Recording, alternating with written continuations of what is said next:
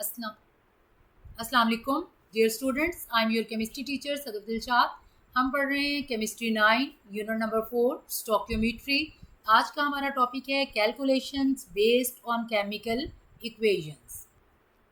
इससे पहले हमने पढ़ा about a complete and a balanced chemical equation कि वो क्या होती है, कैसे लिखते हैं, किस किस चीज़ के बारे में हमें इंफॉर्मेशन देती है। अब हम उस देखेंगे कि वो हमारी कैलकुलेशन में कैसे हेल्पफुल होती है, किस तरह कैलकुलेशन बेस्ड करती हैं on chemical equation. A complete and a balanced chemical equation tells us the mole ratio और molar mass ratio between the reactants and the products. Like कि फॉर एग्जाम्पल ये रिएक्शन देखे नीचे, calcium carbonate CaCO3 solid, 1 mole of calcium carbonate CaCO3 solid reacts with 2 moles of hydrochloric acid aqueous. It gives 1 mole of calcium chloride CaCl2 aqueous and 1 mole of water H2O liquid and 1 mole of carbon dioxide gaseous state. अब यहाँ पे ये देखें कि ये जो हमने बताया है कि 1 मोल कैल्शियम कार्बोनेट का रिएक्ट करता है 2 मोल हाइड्रोक्लोरिक एसिड के साथ, तो ये बनाता है 1 मोल कैल्शियम क्लोराइड और साथ में जो बनता है 1 मोल वाटर और 1 मोल कार्बन डाइऑक्साइड। यहाँ पे हम देखेंगे कि ये कैलकुलेशंस इसकी बेस पे हम कैसे करते हैं, एक केमिकल इक्वेशन की बेस पे किस तरह से ये मोलर मास पे ये डिपेंड करती है, या किस तरह से ये law of conservation of mass को ओबे करती है, यानी total mass of reactants equal to the total mass of products. यहाँ पे हम देख लेते हैं। तो इस इक्वेशन में 1 मोल जब हमने कहा कैल्शियम कार्बोनेट का, जब मोलर मास कैलकुलेट किया, it is equal to 100 gram. Calcium carbonate individual masses को जब हम ऐड करेंगे तो इसका मास होगा 100 ग्राम। इसी तरह हाइड्रोक्लोरिक एसिड के जब हम इंडिविजुअल मैसेज को कैलकुलेट करेंगे और इसके नंबर ऑफ मोल्स 2 से इसको मल्टीप्लाई करेंगे तो ये आ जाएगा 73 ग्राम।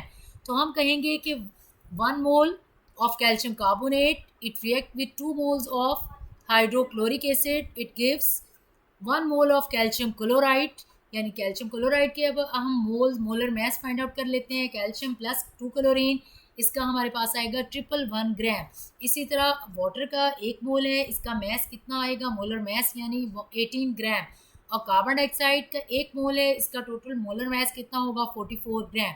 अब हम रिएक्टेंट साइड पे मोलर मास इनको अगर ऐड अप करें 100 प्लस 73 तो ये बनेगा 173 टोटल, यानी रिएक्टेंट्स का हमारा जो टोटल मोलर मास है वो है 173 ग्राम। अब हम प्रोडक्ट्स की मोलर मास है इसको ऐड कर लेते हैं 111 प्लस 18 प्लस 44, इन तीनों को जब हम ऐड करते हैं तो ये भी हमारा आता है 173 ग्राम।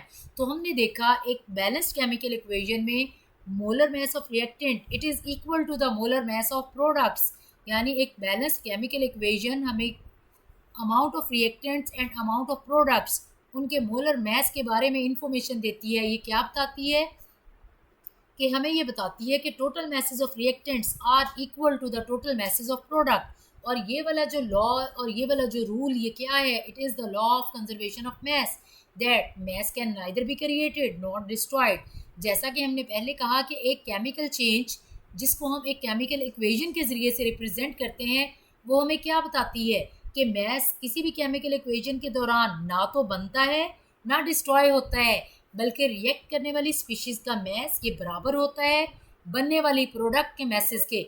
इस एग्जांपल में हमने देख भी लिया कि 1 मोल ऑफ कैल्शियम कार्बोनेट ये रिएक्ट करता है 2 mole of carbon hydrochloric acid के साथ, तो हमारी जो प्रोडक्ट बनती है वो 1 mole of calcium chloride, 1 mole of water and 1 mole of carbon dioxide. जब हम इनके इंडिविजुअल मैसेज हमने रिएक्टेंट साइड पे देखे और उनके मोलर मास को कैलकुलेट किया तो इनका टोटल मास आया 173 ग्राम।